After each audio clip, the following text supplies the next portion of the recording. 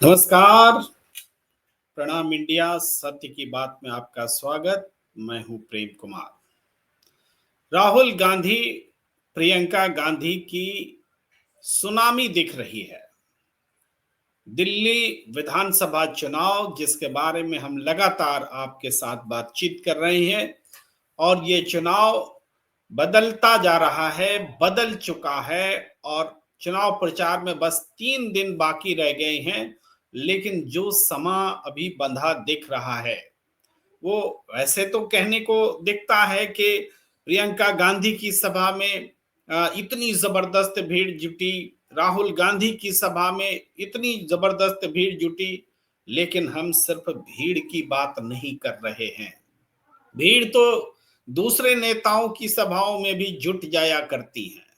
लेकिन हम बात कर रहे हैं एक ऐसी पार्टी के चुनाव प्रचार की, चुनाव प्रचार के तरीके की, चुनाव अभियान की, जिस पार्टी का दिल्ली में कोई सांसद नहीं, जिस पार्टी का दिल्ली में कोई विधायक नहीं, उस पार्टी के लिए ये उन्मादी भीड़, ये भीड़ उन्मादी थोड़ा गलत शब्द हो गया, ये एनर्जेटिक भीड़ जो दिख रही है, उसकी वानगी बहुत कुछ बयां करती है।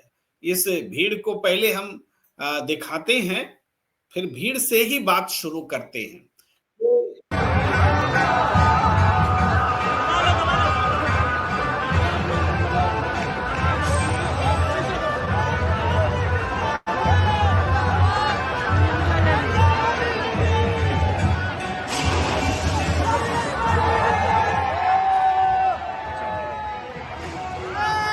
महल से अब जनता ऊब चुकी है पूरी, उठकर दिल्ली बोल रही अब कांग्रेस है जरूरी, हर जरूरत होगी पूरी, दिल्ली में कांग्रेस है जरूरी।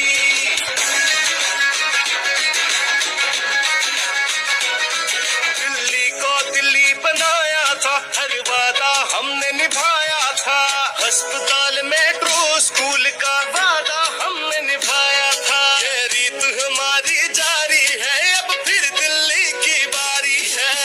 कर दिल्ली बोल रही अब कांग्रेस है जरूरी, हर जरूरत होगी पूरी, दिल्ली में कांग्रेस है जरूरी।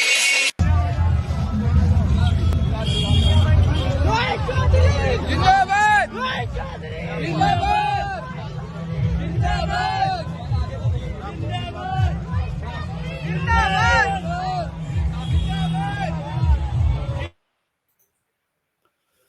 ये भीड़ जो आप देख रहे थे, ये प्रियंका गांधी के रोड शो नांगलोई जाट की भीड़ थी। नांगलोई जाट एक ऐसा इलाका जो हरियाणा से भी सटा हुआ है, जो दिल्ली में है, जहां जाट की भी बहुलता है, जहां दूसरी दूसरी जाति के कॉम्बिनेशन है। वहां पर ये जो प्रियंका गांधी के लिए के पीछे जो साथ चली भीड़ थी, ये कुछ बयां कर रही थी। ये बयां कर रही थी कि इस सीट पर जहां कांग्रेस लंबे समय से मौजूद तो रही, लेकिन जीत नहीं पा रही थी, इस बार फिजा बदली हुई है।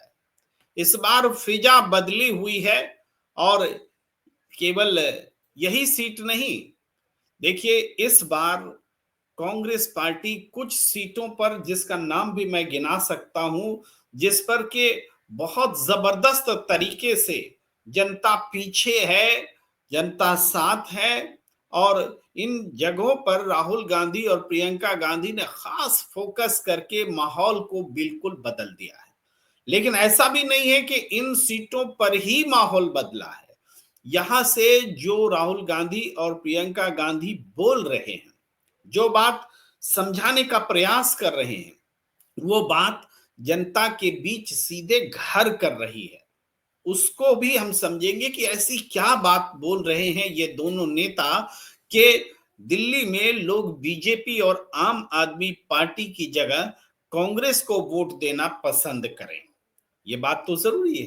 कोई भी पार्टी अगर अधिक से अधिक वोट लाना चाहती है, जनता के वोट पाना चाहती है, तो उसको ये साबित करना होगा कि बाकी पार्टियों से वो बेहतर है। बाकी पार्टियों को क्यों नहीं वोट दिया जाए और हमें क्यों वोट दिया जाए, ये समझाना ही तो नेता का काम होता है। इस पर हम बताएंगे कि आखिर वो क्या बात कर रहे हैं जिससे जनता आकर्षित हो रही है, और केवल वहां नहीं जहां उनकी मौजूदगी है, जहां पहुंच है, बल्कि वहां भी जहां वो नहीं पहुंच पाए हैं। आप देखेंगे लोग, मैं एक देख रहा था प्रवृत्ति के आउटर दिल्ली के इलाके में कांग्रेस ने ज्यादा फोकस किया हुआ है, जहां से कि उनको जीत की उम्मीद दिख रही है। लेकिन सिर्फ आउटर दिल्ली की बात नहीं है। आप देखिए कांग्रेस जहां मजबूती से चुनाव लड़ रही है, जहां जीतती हुई नजर आ रही है, उन सीटों में नई दिल्ली भी शामिल है, जहां संदीप दीक्षित अरविंद केजरीवाल से हेड ऑन कर रहे हैं। उन सीटों में मटिया महल जैसी सीट भी शामिल है, और आपको चांदनी चौक जैसी सीट भी शामिल है, जहां कांग्रेस जीत सकती है। जीतने की कम से कम देखिए, चुनाव से पहले कोई हर पार्टी बोलती कि हम जीत रहे हैं, लेकिन जहां कोई कांग्रेस को यह नहीं कह सकता कि वो हार रही है।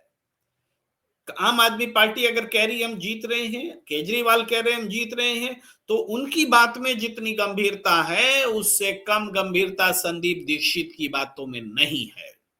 संदीप दीक्षित ने खुला चैलेंज किया था कि आ जाइए जंतर मंतर पर, हम चुनाव लड़ लेते हैं, बात कर लेते हैं, बहस कर लेते हैं, वहीं तय हो जाएगा कौन जीत रहा है नई दिल्ली की सीट। और ऐसी ही बहस की चुनौती अरविंद केजरीवाल ने कभी शीला दीक्षित को की थी। शीला दीक्षित भी तब नहीं आई थी उनसे बहस करने के लिए, लेकिन अरविंद केजरीवाल तो एक नई राजनीति पेश कर रहे थे, चुनौती दे रहे थे। तो आज वो क्यों नहीं आए संदीप दीक्षित के सामने बहस करने के लिए, ये भी एक बात है। लेकिन जो बात हम अभी कहने जा रहे थे और जिस वजह से नई दिल्ली का जिक्र छिड़ गया, वो ये कि नई दिल्ली, चांदनी चौक, मटिया महल, कस्तूरबा नगर, ऐसी सीटों पर कांग्रेस जीत का दावा रख रही है। अगर आउटर दिल्ली की बात की जाए तो बादली, मुस्तफाबाद, बदरपुर, सीमापुरी, बवाना, नांगलोई जाट, ऐसी कई सीटें हैं जहां आज कांग्रेस जीत का दावा कर सकती है। और उस दावे का आधार ये इकट्ठा हो रही अभूतपूर्व भीड़ है। कांग्रेस के लिए इतनी भीड़ इकट्ठा होने की कोई कल्पना नहीं कर सकता था कुछ समय पहले। लोकसभा चुनाव से पहले जब हम यही बात कहा करते थे कि कांग्रेस ने चुनाव बदल दिया है, इंडिया गठबंधन मजबूती से आ रही है, तब भी लोगों को यकीन नहीं होता था, क्योंकि तब लोग मोदी है तो मुमकिन है कि तिलिस्म में बंधे हुए थे। लेकिन आपने नतीजे देखे, कांग्रेस पार्टी की ताकत दुगनी हुई, इंडिया गठबंधन बीजेपी की ताकत के करीब करीब बराबर आ गया, और एक दो बैसाखियों के सहारे बहुमत लेकर के बीजेपी सत्ता में आई। दिल्ली में वैसी ही स्थिति है।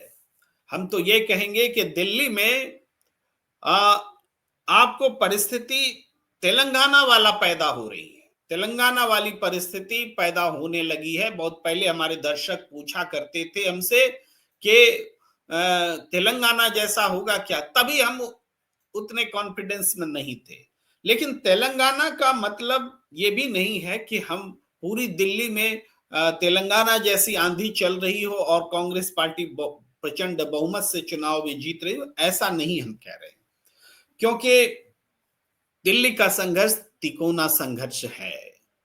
दिल्ली में कांग्रेस पार्टी का इमरजेंस जो है वो बीजेपी और आम आदमी पार्टी दोनों को डरा रही है। बीजेपी जिनके लिए मौका था कि वो आम आदमी पार्टी की सत्ता को बदलकर अपनी सत्ता लगभग 3 दशक के बाद वापस पा सकते थे, 1993 के बाद 2024 में वो वापस आ सकते थे। लेकिन बीजेपी का ये सपना कांग्रेस ने तोड़ दिया है। बीजेपी को अब बहुमत बहुत दूर की बात, दूर की कौड़ी हो गई है। और आम आदमी पार्टी का भी सपना कांग्रेस ने तोड़ दिया है, जिन्हें लगातार चौथी जीत की उम्मीद थी और अब भी है, अब भी वो कर रहे हैं और पूरा जोर लगा रहे हैं। कांग्रेस ने दोनों के अरमानों पर पानी फेरा है और ये जो दोनों के अरमान टूटे हैं, इसकी बात को थोड़ा समझने के लिए हम आपका ये चर्चा में लाना चाहते हैं कि आखिर क्या कह करके, किस अंदाज में, चाहे राहुल गांधी हो चाहे प्रियंका गांधी हो, जनता के बीच में बात कर रहे हैं। ये हम आपको थोड़ा सुनाना चाहते हैं, एक बाइट आप सुनिए। स्थितियां ये हैं कि चुनाव के समय जो आम आदमी के पार्टी के नेता आते हैं, वो आपके सामने जो इश्यूज उठाते हैं, जो बातें उठाते हैं, उससे आपकी महंगाई की जो सफर है, जो संघर्ष है, जो महंगाई से आप जूझ रहे हैं, उसकी बात नहीं है। आज आम आदमी के नेता क्या कह रहे हैं? मोदी जी के राजमहल की बात कर रहे हैं। और आज भाजपा के नेता क्या कह रहे हैं? केजरीवाल जी के शीश महल की बात कर रहे हैं।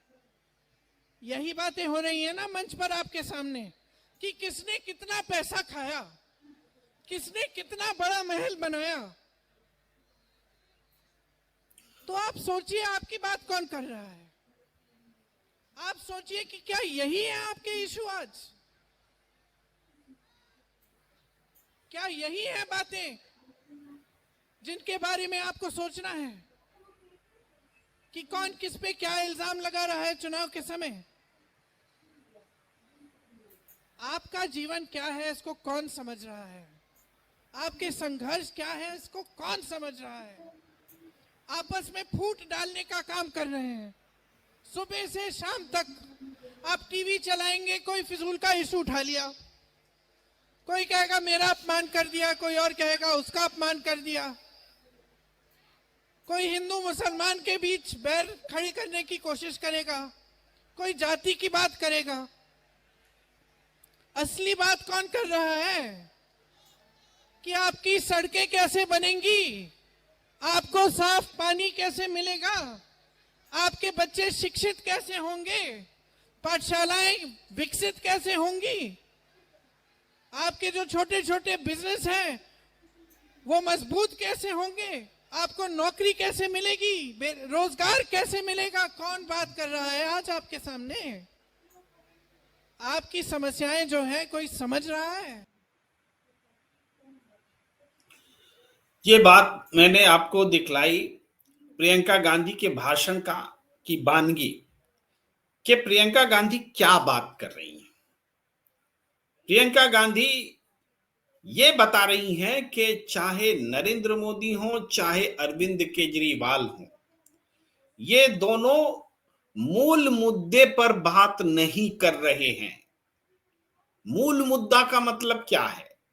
मूल मुद्दा का मतलब है आम जनता के जीवन से जुड़ी हुई बातों को, आम जनता के संघर्ष को, उनकी पीड़ा को कैसे दूर किया जाए, उस पर कैसे बात की जाए। जो चीजें आम जनता के जीवन संघर्ष से जुड़ी होती हैं, वही मूल बातें हैं, वही जन मुद्दे हैं। ये प्रियंका गांधी साफ साफ बता रही हैं।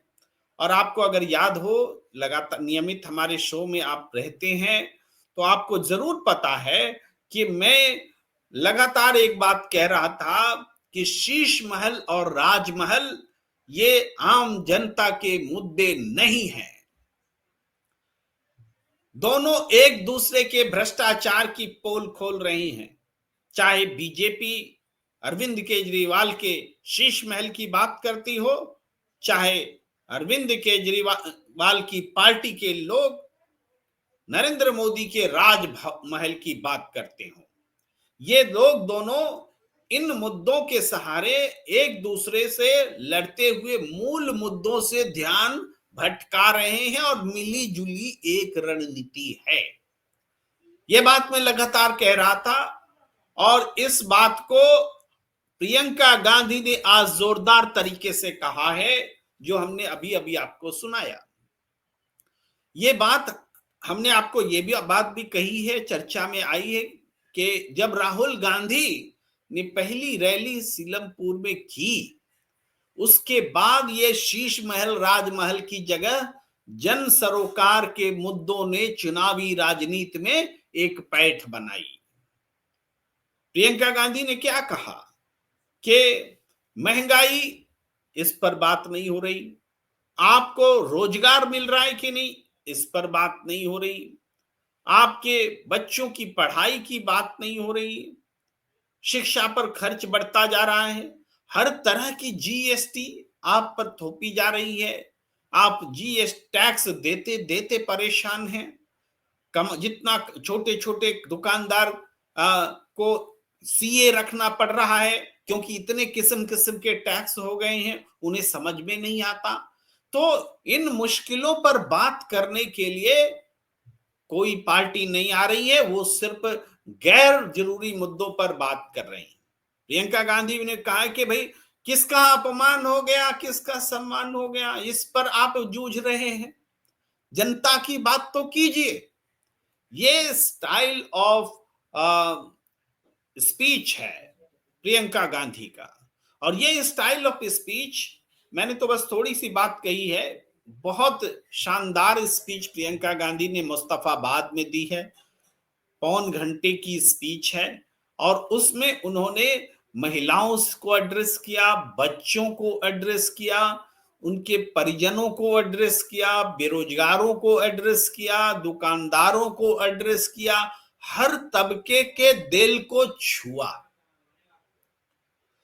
उन्होंने बताया सरकार होती क्या है, सरकार का व्यवहार अपने नागरिकों के लिए एक समान होना चाहिए। मुस्तफाबाद में प्रियंका गांधी जब ये बात कहती हैं तो बहुत बड़ी बात होती है। ये मुस्तफाबाद में मुसलमानों की आबादी 40% है और वहां खड़ी होकर प्रियंका गांधी अगर कह रही हैं कि शासन का व्यवहार जनता के लिए एक समान होना चाहिए, तो इसमें छिपे हुए निहितार्थ को उपस्थित भीड़ ही नहीं, ना उपस्थित जन समुदाय भी इसको समझ सकता है, आप भी समझ सकते हैं।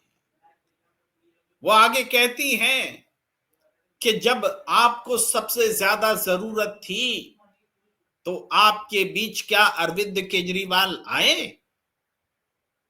क्या कोई दूसरा नेता आया? आपके बीच अगर कोई आया तो मेरा भाई राहुल गांधी आया। प्रियंका गांधी कहते हैं नेता कहते किसको हैं? प्रियंका गांधी कहती हैं नेता क्या होता है? नेता जो जनता के साथ खड़ा होता है, नेता जो जनता की बात करता है, नेता जो जनता के दुख दर्द को समझता है, नेता जो आम लोगों के बीच खड़ा रहता है। क्या आप मोदी और केजरीवाल को इस पैमाने पर नेता कहेंगे? ये प्रियंका गांधी ने समझाने की कोशिश की। पता समझिए, यही बात, ये बेसिक बात है जो हम लोग भी नहीं कर पाते, जो देश का इंटेलेक्चुअल क्लास भी नहीं कर पाता, जो देश की मीडिया नहीं कर पाती, जो देश के राजनेता से तो आप उम्मीद ही छोड़िए। तो उस जनसाधारण की भाषा में प्रियंका गांधी ने बताया कि नेता क्या होता है, सरकार क्या होती है, जन मुद्दे क्या होते हैं, और ये दिखाया कि नरेंद्र मोदी और अरविंद केजरीवाल की सियासत एक जैसी है और उसके दोनों की यूएसपी है कि जन सरोकार के मुद्दों से दूर जाओ और अपनी जिम्मेदारियों को से दूर रहो। उन्होंने नेता में ये भी खूबी बताई कि जो नेता जिम्मेदारी से जुड़ा हुआ होता है वही नेता है। अगर आप जिम्मेदारी नहीं लेते, जनता के कष्ट के समय में आप जनता के दुख दर्द की जिम्मेदारी नहीं लेते। कहती हैं प्रियंका गांधी कि गलती हो सकती है, नेता से गलती होगी, लेकिन जिम्मेदारी लेने से बचने वाला व्यक्ति नेता नहीं होता, कायर होता है, कायर। ये प्रियंका गांधी ने बात कही है। और नेता का इससे ज्यादा अर्थ कैसे और किस अर्थ में समझाया जा सकता है? ये प्रियंका गांधी का यह भाषण हिस्टोरिकल है, इन अर्थों में हिस्टोरिकल है। इसलिए नहीं कि भीड़ जुट गई, भीड़ तो जुटी ही, भीड़ का आकर्षण है, क्योंकि प्रियंका गांधी से जनता में एक उम्मीद है और उस उम्मीद से जनता आई। जनता में दरअसल मैं एक बात पर हमेशा जोर देता रहा हूं, और वो ये कि जनता चाह क्या रही है। जनता को एक विकल्प चाहिए था, वो विकल्प मैं कोशिश कर रहा हूं आपको एक और बाइट दिखाऊं, फिर मैं आता हूं आपके पास। जब से भाजपा की केंद्र में सरकार रही है, जब से आम आदमी की सरकार दिल्ली में रही है, तब से बताइए आपकी कितनी तरक्की हुई है। शीला दीक्षित जी ने जो काम किया आपके सामने है, बड़े बड़े ब्रिज बनाए, हाईवे बनाए, बिजनेस को मदद किया, आगे बढ़ाया, मेट्रो बनाई। जिस चीज का शिलान्यास शीला जी ने किया, उसका श्रेय ये लोग ले रहे हैं। मेट्रो में बैठ के सफर कर रहे हैं मोदी जी, लेकिन सच्चाई तो आपके सामने है ना। तो ये प्रियंका गांधी जो बात कह रही हैं उसको समझिए, इसमें कितनी गूढ़ बात थी उस पर ध्यान दिया होगा आपने, कि वो कह रही हैं कि केंद्र में मोदी जी की सरकार है, दिल्ली में अरविंद केजरीवाल जी की सरकार है, लेकिन इन दोनों ने आपकी समस्या को हल करने के लिए क्या किया? इन दोनों ने आपके कष्ट को कितना कम किया? ये सवाल उठा रही। पूरी तरह से जन सरोकार की बात करते हुए, जनता की चाहत जो है उसको रखते हुए वो बोल रही थी। मैं यहां एक बात कह रहा था कि दिल्ली की जनता, उसको विकल्प चाहिए और लंबे समय से वो विकल्प का इंतजार कर रही थी। कांग्रेस जनता की इस चाहत को समझने में पिछले दौर में भूल की। 2019 का चुनाव, आम चुनाव जब खत्म हुआ, उसके बाद कांग्रेस निराश और हताश हो गई। उस समय भी दिल्ली की जनता कांग्रेस का इंतजार कर रही थी। इसका सबूत हरियाणा में भी मिला। हरियाणा की जनता भी कांग्रेस का इंतजार कर रही थी। बिना तैयारी के, बिना मेहनत के, बिना जोश के कांग्रेस ने वो चुनाव लड़ा था। 2020 का चुनाव हरियाणा में, लोकसभा चुनाव के तुरंत बाद, और 20 नहीं, मेरे ख्याल से 19 में ही हुआ था। उस चुनाव में कांग्रेस ने 31 सीटें हासिल की थी। दिल्ली में तो लड़ी ही नहीं। और इस बार 2020 के चुनाव के बाद 2024 में कांग्रेस उत्साह के साथ आई है, तो जनता कितना गुना ज्यादा उत्साह दिखा रही है उसका प्रमाण है वो भीड़ जो उनको दिखलाई दे रही है। आपको मैं लगातार स्क्रीन पर दिखा भी रहा हूं कि वो भीड़, ये भीड़ वही भीड़ है जो कांग्रेस का इंतजार कर रही थी, पलक पावड़े बिछाकर इंतजार कर रही थी। इस बार भी जनता कांग्रेस के साथ दिख रही है, लेकिन जो एक एस्पायरिंग फैक्टर होता है, जो प्रेरणादायी फैक्टर होता है, कांग्रेस के भीतर गांधी फैमिली है, इस बात से कोई इनकार कर सकता है क्या?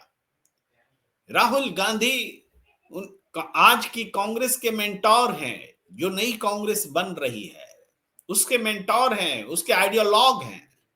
तो प्रियंका गांधी का कनेक्ट जनता में, संवाद जनता के साथ इतना स्ट्रांग है कि प्रियंका गांधी जितना ज्यादा वक्त जनता के बीच देंगी, जनता उनसे, उनकी उम्मीदों से कहीं ज्यादा उनके साथ खड़ी मिलेगी।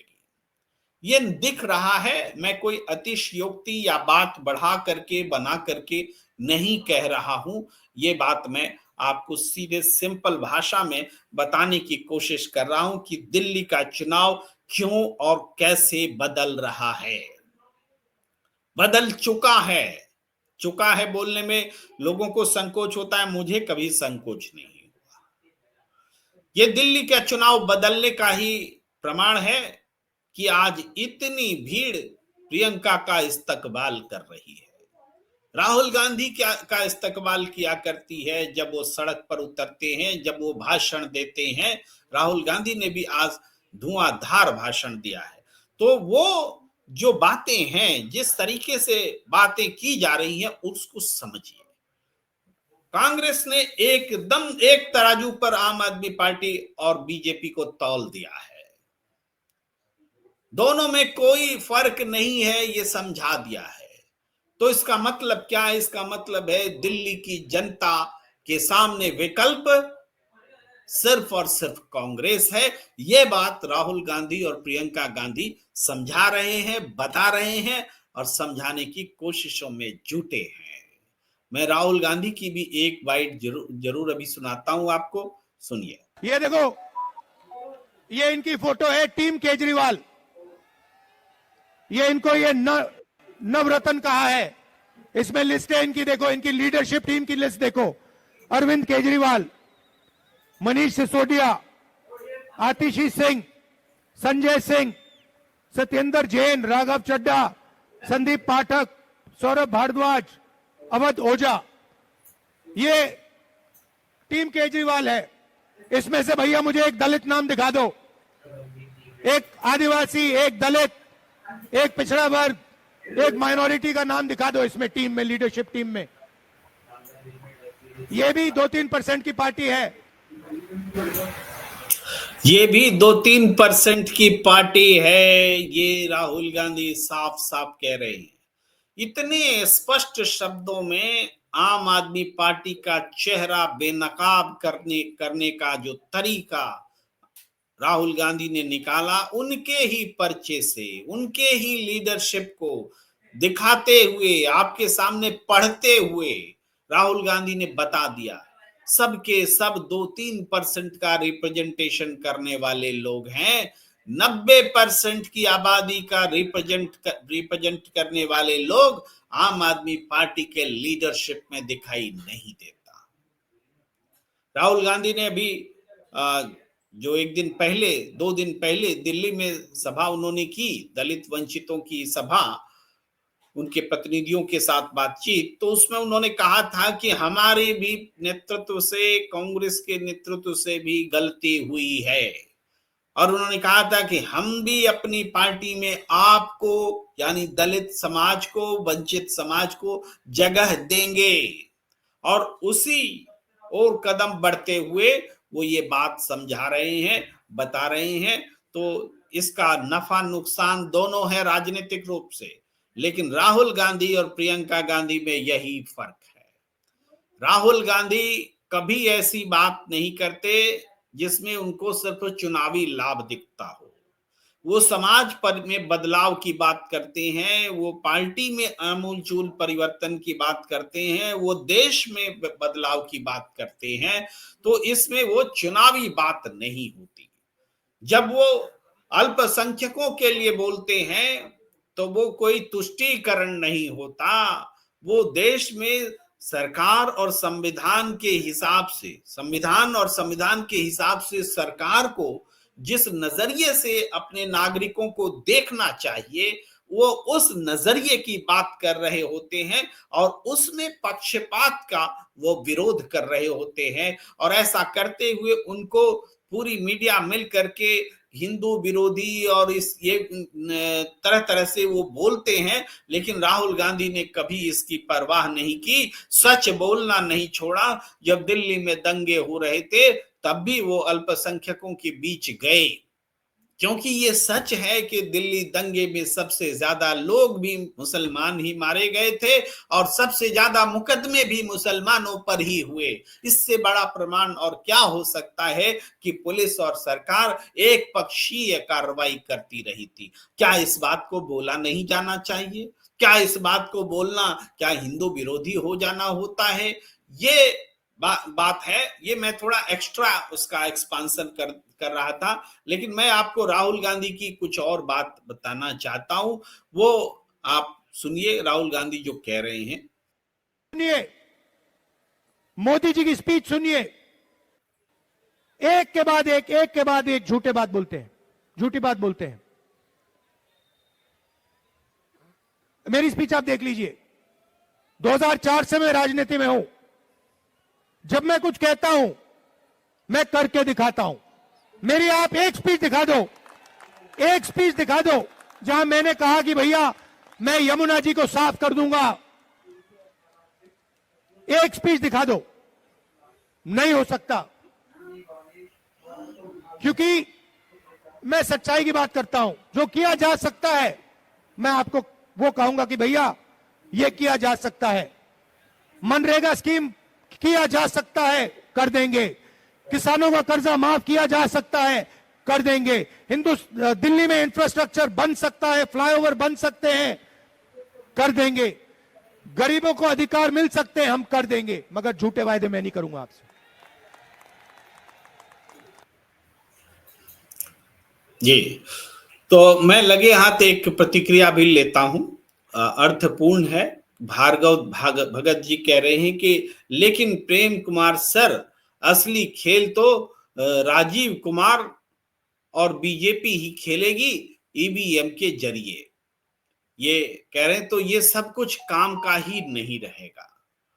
भगत जी, चलिए आपकी बात सही होगी। चुनाव नतीजों के तौर पर जो हम बता रहे हैं वो सही नहीं होगा। वो होगा जिसका आपको अंदेशा है। तब भी अचीवमेंट क्या होगा? तब भी अचीवमेंट होगा कि एक और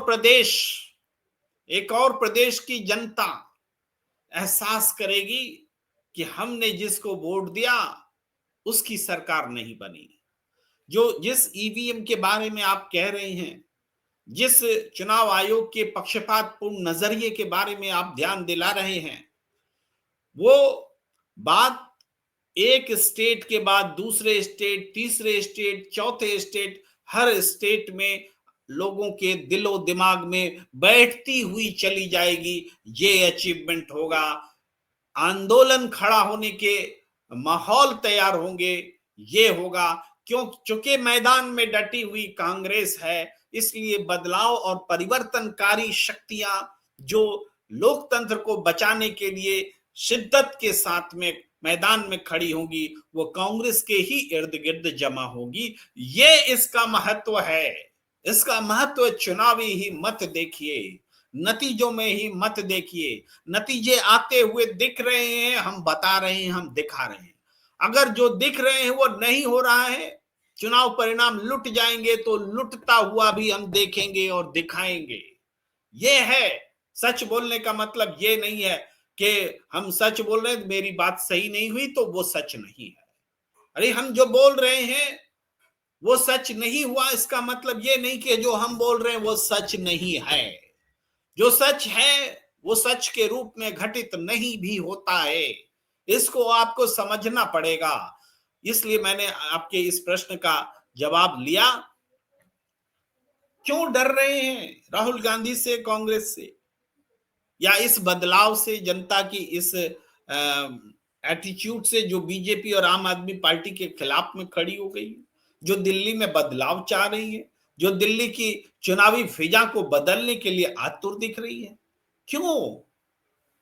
ये चूंकि जनता इसको घटित होने दे रही है, इसलिए बीजेपी और आम आदमी पार्टी, अरविंद केजरीवाल और नरेंद्र मोदी, इनके बीच में इनके मन में एक बेचैनी है। ये क्या हो रहा है? इंडिया गठबंधन में आप आ गए तो क्या अमृत पा लिए थे? इंडिया गठबंधन में क्या आप इसलिए आए थे कि कांग्रेस आपके भ्रष्टाचार पर भी चुप रहेगी? इंडिया गठबंधन में आपको इसलिए स्वीकार किया गया था क्योंकि नरेंद्र मोदी और उनकी तानाशाही से लड़ना था, क्योंकि अगर ये चुनाव एक तरफा हो जाता तो फिर डेमोक्रेसी को बचाने की जो हम उम्मीद किए हुए बैठे हैं, जो लोग उम्मीद किए हुए बैठे हैं, जो राजनीति जिस डेमोक्रेसी को बचाने की उम्मीद किए हुए बैठी हुई है, वो राजनीति डिमोरलाइज हो जाती। फिर आप ये चुनाव भी नहीं आसानी से लड़ रहे होते अरविंद केजरीवाल जी। अगर आप लड़ पा रहे हैं तो उसकी ताकत 2024 का जनादेश है, उसका कारण आपका इंडिया गठबंधन में स्वीकार्यता है। मगर इसका मतलब ये नहीं कि कोई राजनीतिक पार्टी अपने राजनीतिक हितों को छोड़ दे, और वो राजनीतिक हित जो जनता से जुड़ करके बनते हैं। क्या जनता की आवाज उठाना छोड़ देना चाहिए इसलिए कि कोई इंडिया गठबंधन में है? आज इंडिया गठबंधन में, कल को चला जाएंगे तो क्या होगा? फिर पछताएंगे क्या कि हाँ वो इंडिया गठबंधन में थे इसलिए हमने उनके खिलाफ चुनाव नहीं लड़ा? भाई नीतीश कुमार तो इंडिया गठबंधन को बना रहे थे, वो दावे कर रहे थे कि हम चुनाव में बीजेपी को 100 से नीचे पे समेट देंगे, लेकिन वो चले गए। तो क्या इंडिया गठबंधन खत्म हो गया? क्या इंडिया गठबंधन की जो राजनीति है उसकी जो तासीर है कि एक लोकतांत्रिक व्यवस्था को बचाए रखने के लिए सारे लोग एकजुट हो जाए, उस तासीर की जरूरत खत्म हो गई क्या? ये इंपॉर्टेंट बात है। और उसी राजनीति को बढ़ाने की भी जरूरत थी, बचाने की भी जरूरत थी। और कांग्रेस ने दिल्ली में वो संकल्प लिया कि वो जनता की उम्मीदों के अनुरूप विकल्प बनने का प्रयास करती हुई दिख रही है। विकल्प, जनता विकल्प चाह रही थी। न आम आदमी चाहिए, न बीजेपी चाहिए, दोनों एक जैसे हैं। और जब वो भाषा राहुल गांधी ने समझाना शुरू कर दिया तो वो भाषा तुरंत कैचेबल हो गया, जनता तुरंत उसको लपकने के लिए तैयार बैठी है। प्रियंका का भाषण भी उनको पसंद आ रहा है, राहुल गांधी का भाषण भी उनको पसंद आ रहा है, क्योंकि वो उनके मन की बात कर रहे हैं, अपने मन की बात नहीं कर रहे हैं। राहुल गांधी इस बात को बोल भी रहे हैं कि मैं अपने मन की बात करने नहीं आया हूं, मैं आपके मन की बात करने आया हूं। चूंकि जनता के मन की बात राहुल गांधी कर रहे हैं, प्रियंका गांधी कर रही हैं, इसलिए जनता को अच्छा लग रहा है। वरना जुटाई गई भीड़ और स्वाभाविक भीड़ में फर्क देखना हो तो दिल्ली के मैदान में आ जाइए, तमाम नेताओं के भाषणों को देखिए, सभाओं को देखिए, आपको समझ में आ जाएगा कि कौन सी भीड़ जुटाई हुई है और कौन सी भीड़ स्वाभाविक रूप से जुटी है। यही फर्क अगर समझ में आ जाए तो दिल्ली का चुनाव समझ में आ जाता है। मैं ये बार बार कहता हूं कि ये तमाम सर्वे करने वाले, एग्जिट पोल करने वाले, प्री पोल करने वाले बता नहीं पा रहे हैं कि दिल्ली में क्या होने वाला है। उनकी कोशिश सिर्फ ये बताने की है कि कांग्रेस कहीं नहीं है होड़ में। अरे कांग्रेस होड़ में नहीं है तो बता दो ना जीत के कौन आ रहा है। वो बताने एज है, आम आदमी पार्टी को एज है। अरे जिस आम आदमी पार्टी को 70 में 62 सीटें मिली हैं वो किस फेज में है वो तो बताइए। एज है बोल रहे हैं, किस फेज में है? सत्ता से बाहर होने के फेज में है, सत्ता से बाहर हो रही है, ये तो बताइए। कोई सर्वेयर ये नहीं कह रहा है कि कांग्रेस पार्टी इस स्थिति में होगी, 3 खंभों में से एक खंभा बनने जा रही है और कोई भी खंभा अपने दम पर सरकार बनाने की स्थिति में नहीं है। आम आदमी पार्टी को अपनी सत्ता जाती दिख रही है, बीजेपी को सत्ता में आने की अपनी उम्मीद खोती हुई दिख रही है। कांग्रेस के लिए पाना पाना और सिर्फ पाना रह गया है। उसके वोट प्रतिशत बढ़ रहे हैं, उसकी सीटों की संख्या बढ़ रही है। अब ये सुनामी जो है क्या पैन दिल्ली में ये दिखेगी? ये बहुत विश्वास से कह पाना मुश्किल है, लेकिन जिस तरीके से सेंट्रल दिल्ली में कांग्रेस लड़ती दिख रही है, जिस तरीके से आउटर दिल्ली में कांग्रेस लड़ती दिख रही है, उससे ये पता चलता है कि दिल्ली की जो सभ्य कही जाने वाली आबादी है, जो जागरूक कही जाने वाली आबादी है, उनके बीच भी कांग्रेस की एक्सेप्टेबिलिटी शीला दीक्षित के जमाने वाली लौट रही है। और ये बड़ा सिम्टम्स है, ये बड़ा सिम्टम है। और बाहरी दिल्ली में जहां पर के कमजोर तबके के लोग रहते हैं, उनके बीच भी अगर कांग्रेस पार्टी के बीच ये आकर्षण दिख रहा है, राहुल गांधी प्रियंका गांधी के रोड शो या रैलियों में आकर्षण दिख रहा है, तो ये विश्वास के साथ समझिए कि राहुल गांधी और प्रियंका गांधी दोनों मिलकर के अगर 12 जगह भी चुनावी सभा और रोड शो कर लेते हैं, 12 मैं कह रहा हूं, तो 12 छक 72 होता है, 70 सीटें कवर हो जाती हैं। एक रोड शो या एक सभा में 6 विधानसभाएं, जो दिल्ली की छोटी छोटी विधानसभाएं होती हैं, उनको, और जाहिर बात है दिल्ली में 10 विधानसभा का एक लोकसभा सीट होता है, तो 7 लोकसभा सीटें हैं, 70 विधानसभा है, तो 7 की जगह हम 12 सभाओं की बात कर रहे हैं। सिर्फ 12 सभाओं में दिल्ली का जो रुख है, राहुल गांधी और प्रियंका गांधी मिलकर पलट सकते हैं, और वो उसी दिशा में काम कर रहे हैं। आप ये समझ लीजिए, वो उसी दिशा में काम कर रहे हैं। इसलिए कोई ये कहता है कि राहुल गांधी और प्रियंका गांधी ने कम समय दिया, ये वहां नहीं जा सके, वो वहां नहीं जा सके, तो वो हमारी आपकी आंखों में धूल झोंक रहा है। कोई नेता हर विधानसभा, हर कस्बे में नहीं जाता है, नहीं जा पाता है। उसका संदेश जाता है, उसका कही हुई बात जाती है, उसके जगे हुए कार्यकर्ता उसको पहुंचाते हैं, विभिन्न संचार माध्यमों से वो जाते हैं, लेकिन जनता में उत्सुकता होती है तो वो जान लेती है कि किस नेता का क्या रुख है और कौन नेता क्या कह रहा है। ये फर्क देखने को मिल रहा है। और निश्चित रूप से बहुत सारी ऐसी बातें देश में हो रही हैं जिसकी मंशा मुद्दों से ध्यान भटकाना है। और ऐसा नहीं है कि दिल्ली के चुनाव में राष्ट्रीय मुद्दे नहीं चलेंगे, राष्ट्रीय मुद्दे भी दिल्ली के चुनाव में चल रहे हैं। कि ये सरकार, जो नरेंद्र मोदी जी की सरकार है, ये कल को बजट में जो कुछ भी करने जा रही है, वो बजट में सिर्फ अमीरों को फायदा पहुंचाएगी, गरीबों का नाम जपेगी, गरीबों के पॉकेट काटेगी। जीएसटी की संरचना में लगातार जो कुछ भी हुआ उससे जनता के पॉकेट कटे, जनता से टैक्स वसूली कॉरपोरेट जगत से वसूली की तुलना में बढ़ गई। ये सारी चीजें नरेंद्र मोदी की पॉलिसी का परिणाम है। और हर बजट में मीडिया कहता है मास्टर स्ट्रोक है, मास्टर स्ट्रोक है, देश बदल गया, अर्थव्यवस्था बदल गई। सच तो यह है कि अर्थव्यवस्था रसातल में जा रही है। ये तीसरे नंबर की अर्थव्यवस्था बताने की बात कर रहे हैं। ये बात जो मैं कह रहा हूं, मैं अपने मन से भी नहीं कह रहा हूं, विषय से भटक भी नहीं रहा हूं।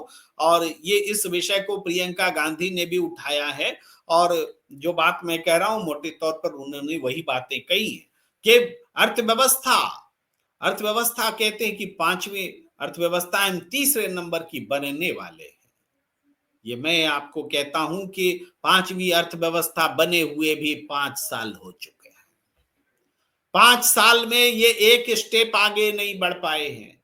5वीं अर्थव्यवस्था हमारी इसलिए बनी क्योंकि मनमोहन सिंह की जो पॉलिसी थी वो आगे बढ़ रही थी। हम 3 ट्रिलियन के करीब पहुंच चुके थे, और 3 ट्रिलियन से थोड़ा सा ज्यादा जैसे हुआ, कई देश, 5 देश जो है हमसे पिछड़ गए। लेकिन 4 ट्रिलियन या उससे ज्यादा होने पर हम 5वीं अर्थव्यवस्था बन पाएंगे। और आज तक 1 ट्रिलियन भी ये मोदी की सरकार जोड़ नहीं पाई है 2019 के बाद से। 2007 में 1 ट्रिलियन की इकोनॉमी हुई, 2014 में 2 ट्रिलियन की इकोनॉमी हुई, और अब तक 3 ट्रिलियन से थोड़ा ज्यादा हुई है। जब 1 से 2 यानी डबल हो रही थी, तो 2 से 4 होना चाहिए था, साढ़े 6 साल के भीतर वो नहीं हुआ और 5 ट्रिलियन की इकोनॉमी का सपना ही रह गया। ये बात मैं बता रहा हूं, कल फिर इसी बात का डंका पीटा जाने वाला है। लेकिन आप इस चीज को समझिए कि कांग्रेस ने राष्ट्रीय मुद्दों को भी पकड़ा है, क्योंकि उन्हीं राष्ट्रीय मुद्दों के कारण गरीबी, महंगाई बढ़ रही है। कोई हेल्थ केयर स्कीम जनता सरकार ऐसा नहीं दे पाई है कि आम जनता की जिंदगी बचाई जा सके। केवल झूठा डंका पीटा जाता रहा है। एम्स खोलने की बात, एयरपोर्ट खोलने की बात, तमाम आंकड़ों में केवल आंकड़ेबाजी होती रही है। इसका भी जिक्र प्रियंका गांधी और राहुल गांधी कर रहे हैं। यही कारण है कि दिल्ली का चुनाव जो है उसमें जनता इनके भाषणों को पसंद कर रही है, इनके पीछे लामबंद हो रही है। ये एक मूल बात है। अब मैं थोड़े अपने दर्शकों से भी बात करता हूं कि राम प्रकाश सिंह जी लिख रहे हैं, गरीबों, किसानों, मजदूरों, छोटे व्यापारी को बचाना है तो भाजपा को भगाना होगा। ये लगभग वही संदेश जो राहुल और प्रियंका दे रहे हैं। जियाउद्दीन खान जी लिख रहे हैं, वोट फॉर कांग्रेस, जय कांग्रेस, विजय कांग्रेस, गरीबों की पार्टी है। कांग्रेस को लाओ, देश बचाओ, दिल्ली बचाओ, संविधान बचाओ, लोकतंत्र बचाओ, ईवीएम मशीन हटाओ, बीजेपी, मोदी, आरएसएस संविधान विरोधी है। पूरा एक दर्शन इन्होंने 3 लाइन में समेट दिया है जियाउद्दीन खान जी ने। रुद्र जी हेलो कर रहे हैं, आपको भी हेलो। बाबूलाल शर्मा जी कह रहे हैं, दिल्ली में इलेक्शन चेंज कर दिया है राहुल गांधी और प्रियंका गांधी ने। बिल्कुल आप सही कह रहे हैं। राठौर जी लिख रहे हैं, त्यागी जी, जसलीन बहन ने मैसेज किया था, क्या आपको जवाब नहीं दिया क्या आपने उनको? ये व्यक्तिगत बातें भी बीच बीच में हो जाती हैं। तो चलिए हम आगे बढ़ते हैं और मैं कुछ और प्रतिक्रियाएं खोजता हूं। बाबूलाल शर्मा जी कह रहे हैं, आप सबसे बदली पार्टी होगी, सबसे बड़ी पार्टी होगी, आप सबसे बड़ी पार्टी होगी। बाबूलाल जी, ये स्थिति हो सकता है आप सही हो, लेकिन परिस्थिति में बहुत गुणात्मक परिवर्तन आया है। बहुत गुणात्मक कह रहे हूं, मतलब ज्योमेट्रिक जो फर्क होता है, 2 दूनी 4 दूनी 8 दूनी 16 दूनी 32 दूनी 64 दूनी 128 दूनी 256 दूनी 512 वाला, तो वो बदलाव आया है। रुद्राज लिख रहे हैं, नाम कितने वाले इस्तीफा ही देते हैं, नाम कटने वाले। अच्छा, कुछ अलग बातें हो रही हैं, टिकट वगैरह से संबंधित बातें। राम प्रकाश सिंह जी लिख रहे हैं, दलितों, मुस्लिम और पिछड़ी जाति के गरीबों पर अत्याचार से मुकाबला करना है तो कांग्रेस को लाना होगा। एक गया था हरियाणा इलेक्शन में भी बातें अलग अलग किस्म से। कांग्रेस के रिजेक्टेड लीडर बीजेपी में शिफ्ट हो रहा है। इस बारे में बहुत बड़ी महत्वपूर्ण बात राहुल गांधी ने 1-2 दिन पहले कही थी। बाबूलाल जी, राहुल गांधी ने कहा था, वो फिडेल कास्ट्रो वाला उदाहरण देते हुए कहा था कि वहां के जो तानाशाह थे उनसे लड़ाई चल रही थी, तो एक पत्रकार अमेरिका से मिलने आया था क्यूबा के तत्कालीन राष्ट्रपति फिडेल कास्ट्रो से, और फिडेल कास्ट्रो से उन्होंने पूछा कि आप अपने सैनिकों को, लड़ाकों को तैयार कैसे कर रहे हैं, इसके बारे में थोड़ा बताइए। तो उन्होंने कहा था कि हम कहाँ होते हैं तैयार करने वाले, हम इसको तो वो तानाशाह तैयार कर रहा है जिसके खिलाफ हम लड़ाई लड़ रहे हैं, जो इसमें वो डराता है और हमारे में से जो लोग डर के भागने चाहते हैं उसको हम भगा देते हैं। वो महलों, अपनी महल बचाएं, वो अपना कारोबार बचाएं, हम उसको भागने देते हैं, भगा देते हैं, और जो बच जाते हैं वो ही लड़ाके हैं। तो ये लड़ाके वो तानाशाह ही पैदा कर रहा है। और इशारों में राहुल गांधी ने ज्योतिरादित्य सिंधिया के बारे में बात कह दी थी, लेकिन सच यही है जो आप कह रहे हैं बाबूलाल शर्मा जी, कि कांग्रेस के रिजेक्टेड लीडर बीजेपी में शिफ्ट हो रहा है। तो रिजेक्टेड लीडर कौन है? जो तानाशाह से डर करके भाग रहा है कि कहीं उनको आईटी, सीबीआई, ईडी इन सब के जरिए परेशान न किया जाए, कहीं उनको जेल जाना न पड़े, कहीं उनकी हवेली न छिन जाए, तो उनको जाना पड़ रहा है। तो राहुल गांधी कह रहे हैं, अच्छा है, चले जाओ। ये स्थिति है, तो वो है रिजेक्टेड लोग। आगे हम देखें प्रतिक्रियाओं में, तो रिजेक्टेड लीडर को ही बीजेपी जिता दे रही, ये रुद्रा जी उसका जवाब दे रहे हैं।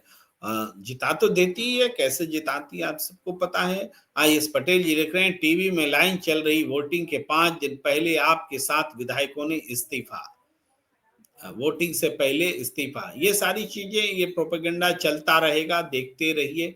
ये सब बातें हैं। मैं कुछ प्रश्न ले लेता हूं। I did not expect this much response from public. ये अश्विन श्रीवास्तव जी कह रहे हैं, बिल्कुल ये सही बात है। ऐसी उम्मीद किसी ने नहीं की थी कि इतना वेलकम जनता करेगी। दरअसल मैंने पहले भी कहा कि जनता विकल्प का इंतजार कर रही थी और कांग्रेस ने अपने आप को विकल्प के रूप में जैसे ही पेश किया, जनता पलक पावड़े बिछाकर उनका स्वागत करने को तैयार दिख रही है। दिल्ली का कचरा हटाओ, बीजेपी आप सौतन को दिल्ली से भगाओ, खुद की जिंदगी में खुशहाली लाओ, कांग्रेस लाओ, दिल्ली देश बचाओ, संविधान बचाओ, संवैधानिक अधिकार बचाओ, जय भीम, नमो बुद्धा, हरिशंकर राय जी कह रहे हैं। तो मैं बहुत सारी प्रतिक्रियाएं अब नहीं ले पाऊंगा और मुझे क्षमा करेंगे, सबकी प्रतिक्रिया मैं नहीं ले पा रहा हूं। क्योंकि हम दर्शकों को लगता है कि अलका लांबा थोड़ा अकेला पड़ गई है, राहुल गांधी या प्रियंका गांधी को जाना चाहिए। यह हम अभी नहीं कह सकते कि नहीं जाएंगे, समय बाकी है। और अलका लांबा लड़ रही हैं, अच्छे से लड़ रही हैं, उनको आता है इलेक्शन लड़ना, मजबूती से लड़ रही हैं। अगर प्रियंका गांधी, राहुल गांधी वहां जा पाते हैं, उनके आसपास भी जा पाते हैं, तो उससे बड़ा फर्क पड़ेगा, इसमें कोई संदेह नहीं है। 3 दिन और है, वो जाएंगे, ये बिल्कुल जवाब भी आ रहा है। और विजय त्रिपाठी लिख रहे हैं, राहुल गांधी जिंदाबाद। मैनेजमेंट श्री इंद्र कुमार लिख रहे हैं, वोट फॉर कांग्रेस, आपदा विपदा हटाओ, कांग्रेस वापस लाओ, नूरा कुश्ती हटाना है, कांग्रेस वापस लाना है। दिल्ली की जनता केजरीवाल को 0 से 70 सीट दी, वही जनता अब 67 से 0 पर भी लाना जानती है।